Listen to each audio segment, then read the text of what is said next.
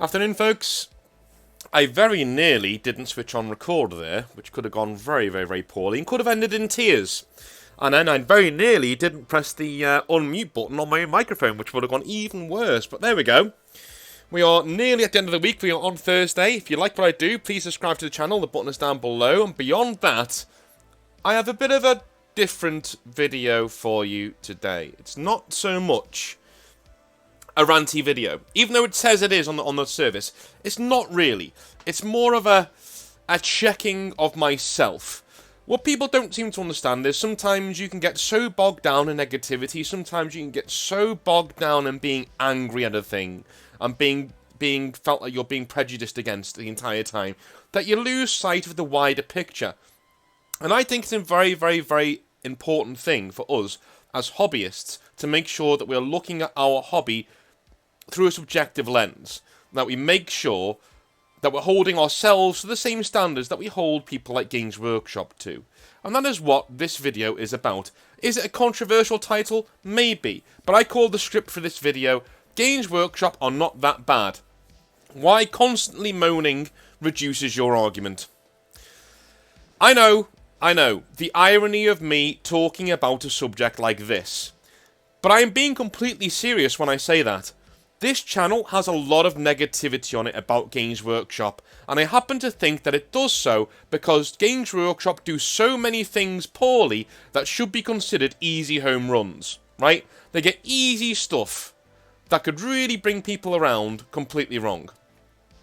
Things like extremely low wages for most staff by industry standards, toxic training and face-to-face customer service protocols, wanton disregard or respect for the financial capability of 90% of their customer base, the absolute demolishing of most of the good parts of their own law and systems.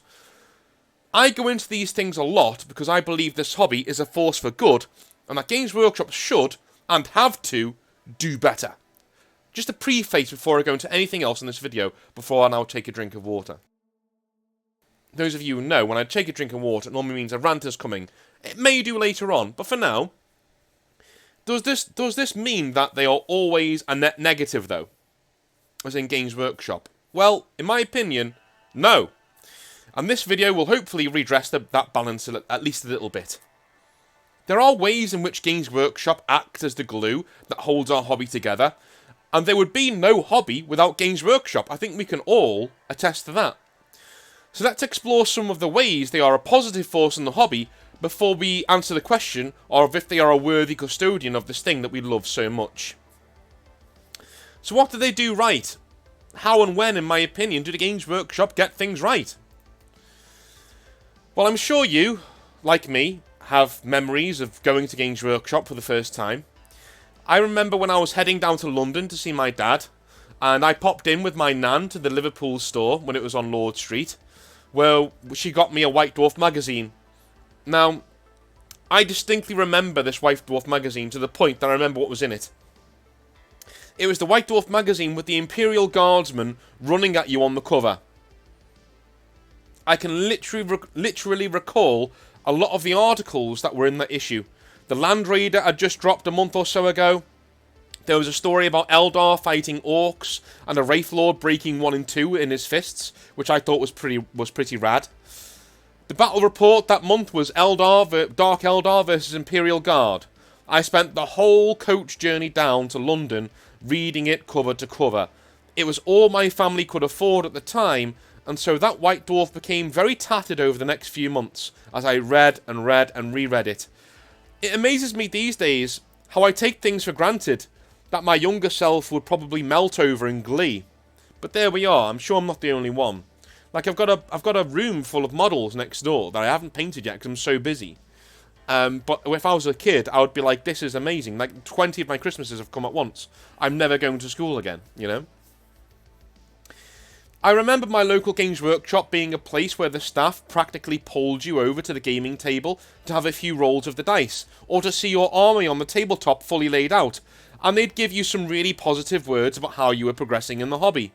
I also remember playing against a tournament Chaos Space Marine list of a staff member on a Saturday afternoon, and coming within one model of winning the game. There were no real objectives at this time. He killed my Wraith Lord with his Abaddon the Despoiler to seal the deal, only for him to lean over the table, shake my hand, and tell me that the Eldar were not an easy army to play, and that I had the makings of a fantastic tournament player. My friends were impressed, to say the least, and whilst I drifted to the lore and fluff side of the hobby, rather than the tournament side, I still look back at this as one of those really, really good days. Awesome days in the hobby, when I really got to grips with what it meant to be in it. So the first thing that Games Workshop gets right, a lot of the time, but not all, is that first impression young people get when entering into the hobby. I only ever came across one guy who turned a youngster off from 40k, and I've discussed that story before in other videos. But most managers I came across were obsessed with making sure that the first entry into Warhammer was as smooth and enjoyable as possible for younger people.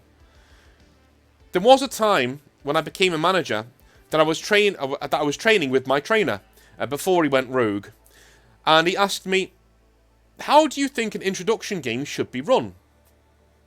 And I sat down with a coffee and I replied, "Well, a toning down of the rules narrative, but no fudging of the roles or anything like that. I want them to actually get to know the game, It was a bad answer, and even now I look back at it and shake my head. In response, he got his phone out and pulled out the starting intro cinematic for the first Dawn of War game. And he said, and I quote, "No, mate, this is how you run an introduction game. Forget the rules. Immerse them in the story, especially if they're young. If they're like an adult or older teen wanting to know the game, that is like sure, give them a pleasant time, but let them know the rules. Anyone younger than that, though, this is how you show off Warhammer." I'm sure a lot of you remember that opening cinematic of the Blood Ravens fighting the Orcs, right? Things like that. That's literally every intro game I ran from that point on for anybody below the age of about 15 was exactly that. It was advice I lived by, and I never ran an intro game that failed to sell a core box set after the fact. There is nothing a parent wants to invest in more than something that brings their kid happiness and actively builds social and artistic skills. Warhammer does that, and at times, Games Workshop do that too. We've gone over what the mission statement of Games Workshop is on this channel before, and to be honest, they do hold to it very well. They do make the best models in the world, and the largest scale in the world. They do it, for the most part, on an amazing basis, on the largest scale that other companies cannot compete with. For all of their pricing woes, false rarity and FOMO chasing, their models are sublime when compared to their major competitors. Not that I think Games Workshop really has any competitors, but there we are. 3D printing today, for me, is for making sure you can make almost 30 Grey Knights from a set of 10 bought from Games Workshop by printing extra parts than it is from printing entire models. And I don't just mean for Grey Knights, I'm using them as an example. I mean for any army, right? If you don't think you're getting a really good deal for the army that you bought, so you got 10 models in a set, you want to make more, then go and print off parts online. 3D printed parts. And you can make 20, 30, maybe even 40 models from that one set of 10 that you bought from Games Workshop that still make your models look like Citadel models. You can't really tell them apart because you've mixed and matched all the parts. I've done that before. I've known friends who've done that with Imperial Guard before, and their armies look spectacular for about a quarter of the price that it would have cost normally, right? But Games Workshop are still getting their slice of flesh, and you're giving some money, you're saving some money for yourself so you can go out and play more games and spread the hobby to more people, right? I think we are in a sweet spot of 3D printing right now, making sure you can get real value out of the Games Workshop sets you buy rather than supplanting them entirely. Any trained eye can look at your 3D printed entire units and know that they are not Citadel models from the posing, weapons, and even the etched details into the models. Ironically, most Grey Knights that are wholly 3D printed look like the Grey Knights from the Demon Hunters game playing here on this video. They look like Grey Knights, but don't exactly match the quality of, say, a model like Castellan Crow.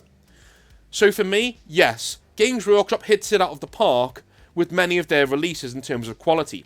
But But if you want a more in-depth look at what Games Workshop do or do not do for their model lines, head over to Outer Circle. He's often in the comments and on in different places. Head over to his YouTube channel, and he gives a great rundown of most things that are popular that Games Workshop brings out. Here, though, I think, for the whole, they do a great job of making sure the new models look amazing for the most part. They do make the best miniatures in the world, and if you take pricing and FOMO chasing out of the question, that's simply how it is, right? I don't think anybody who owns a 3D printer would literally sit there and go, I make better models than Games Workshop. You know what I mean? I know people who spent a decent amount of money on a 3D printer who say, I make models that are similar in quality to Games Workshop, that you can't really tell a difference unless you really look. That's not the same, though, is it? That's not the same as saying, this is better than this. Don't get me wrong. Certain armies, Imperial Guard, Tyranids, certain Grey Knight models, sure, you can definitely make better models on your 3D printer. No problem with that at all. But the new Primaris stuff, Black Templars, shit like that, I'm not seeing it, dude. I'm still not seeing it. I'm seeing some beautiful models out there that are 3D printed that I really, really, really like. But as a whole, best thing to do for me to use 3D printing is to make sure that you're using it to bulk up the armies that you've already got with more numbers and more parts and things like that. A wholly printed 3D model for me, especially when it's something like a Primaris Marine or an Eldar or something like that, which with really intricate details, you can kind of tell the difference at a glance, right? I'm not shitting on your 3D printer. I'm not saying it's bad. A lot of 3D printing armies that I've come across have been beautiful to look at. What I'm saying is, you can tell the difference. That's what I'm saying. Even when you use certain parts for certain models, you can definitely still tell the difference between Citadel and 3D printing. I've got so many different pictures sent from people. I'm not disputing the quality of your models. Your models are amazing. I'm disputing that they look like Citadel models, and you could put them next to a Citadel miniature and go, oh yeah, that's a normal Grey Knight, right? I'm disputing that, right? So Games Workshop do make the best miniatures in the world for me, still, right? This is what it is. If everybody could go out and get a 3D printer for a couple of £100, which what I've been told, to go and completely supplant Games Workshop, they would be out of business very, very, very quickly. Let's be honest. I honestly think GW will switch to a 3D printing model eventually, and will sell you files to print your own, like 20 or 30 years, maybe even before that down the road. But yeah, that's where I think the hobby is right now. Anyway, moving on, there are diamonds that work at Games Workshop. I'd mentioned before the trainer who turned up to my store to help me with Christmas setup simply because he was in the area and heard that I needed a hand. He was cracking jokes all day, making me feel like I was valued by the company, and was very complimentary about the dioramas we had set up and the gaming board we had made for the small table that we had. When he left, I felt a little bit less than a man walking a plank towards the sea, and more like somebody who had an important job to do in what was probably, and was, my last Christmas at the company. Folks over at HQ, similarly for the most part, do a great job in making sure you have what you need. But these tend to be the guys who are not hobbyists themselves, or at least are not wholly invested in it and are actually very secure in their own work. Which is strange when you think about it. What do I mean? People in payroll, the studio teams, the Twitch guys who like their jobs, human resources, all these people definitely felt like they were on my side, and I would even get calls from them after leaving the company asking about how I was. I have one lady who was like a mum to me at Games Workshop who is still friends with me on Facebook and still checks up on me. I left the company in 2018. It's 4 years ago, and she still checks up on me. I still get a Christmas and birthday card from her. And I send them back to her, obviously. Now, I send her some as well, but like the fact that she still makes the time is amazing to me. And these are the real mechanisms at Games Workshop that keep the place running day to day. The bullshit, politicking, brown-nosing and backslapping tends to happen in retail and other parts, and even then it tends to be those who are knee-deep in the hobby who form these little cliques. Do you know what I mean? Those in the background who love the hobby, but are working jobs that they love beyond that in the company, were genuinely nice people for the most part. Even Roundtree, the CEO over at Games Workshop, the guy in charge of the entire kit and caboodle, was a really nice bloke and would often stop to speak to people at all levels, including me. If a manager visited HQ, he would always seek them out to have a chinwag over a coffee or a burger at Bugman's Bar, which kind of meant you always had to watch where you were and be on your best behaviour in case he popped around the corner, but still, there were good parts of the Games Workshop behind the scenes. But what do they think of you when you moan? That's the whole crux of the issue, isn't it? You know, we all like to have a bit of a moan at Games Workshop, but what do they think of us when we're actually sitting there thinking, this is shit, we don't like this and we don't like this? What are they thinking? Well, that said, when people do complain, or there is a wider issue with the fan base, what happens? Well, being a small YouTuber, I can give an insight into how it feels to realise that some people are literally never happy. I do sometimes feel like I could give the first 500 people who watch a video £1,000, and I will still get moaned at by folks who either missed out or be called some sort of shill for views or some such nonsense. The power is letting go of the need to please everybody. Just say what you will and let the chips fall where they may when it comes to YouTube. But not everybody at Games Workshop has learned this hard lesson. I had a friend who worked at the studio of Games Workshop. He worked in the studio team by the name of Simon. Really lovely guy from Wales. He now works for Wizards of the Coast as an editor. He would often tell me of times in the studio when things were released and the folks there literally had to switch off their social media thanks to the amount of abuse that they would get. They had to go radio silent for a week or two after every major release and codex. LinkedIn pages, Twitter, and even family Facebook pages would be filled with vitriol from people like us who should really know better, blaming them for armies being nerfed, rules being ruined, or lore being smashed. When I hear things like this, I'm reminded to keep my own talks on Games Workshop to be as constructive as possible, rather than scathing. But since doing YouTube, I have a newfound appreciation for what those writers and model makers have to go through on a daily basis. No one should receive abuse for trying to do their job well. And all you do by resorting to this behaviour is giving more Games Workshop more ammunition to just simply ignoring you. Now, am I saying this is everybody watching this video? Absolutely not. But do I think certain people who do this watch these videos? Yes, I do. Yes, I do. And I've even come across them in my time. And I've had to talk them down off a ledge from sending right letters to Games Workshop and things. It's ridiculous. But why would Games Workshop ignore you? Why would they ignore you? Why? Because most Games Workshop teams that are dealing with the games hate you. There, I said it. They hate you. The constant moaning, complaining, meta-chasing and bashing does wear down even the most ardent 40k loving soul at Games Workshop. Here is something directly from Simon that he wrote that he wanted me to share. This is after our little phone call the other day on Discord. He wanted me to he wrote this. And I picked this out of the letter that he wrote, but because it goes on for way too long. But anyway, he says, yeah, when I was at Games Workshop, I worked on a lot of things. I even had a hand in mending the bit of a mess that Sigmar was on release. I loved being in the lore, picking things apart, and making mechanical rules that would bring them to life on the tabletop. That was the best part of the job for me. The worst part is that I never felt like any of the long hours, constant meetings to make sure we were hitting our marks in the lore or in rules, or the games upon games upon games of beta plays that we did actually meant anything. I never thought they meant a thing. Mainly because all we received was abuse. No one writes to Games Workshop to compliment them on their rules or their models. The complaints we got were pretty constant and vile. Bear in mind, most of my last projects, and one of my last projects was 8th edition, and we got so much hate for that I ended up farming my CV out to different companies. I got a job at Wizards of the Coast and never really looked back.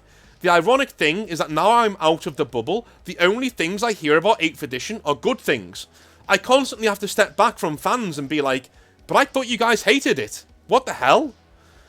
At Wizards, the only thing that even comes close to the shit I used to get at Games Workshop Studio is working on Magic the Gathering.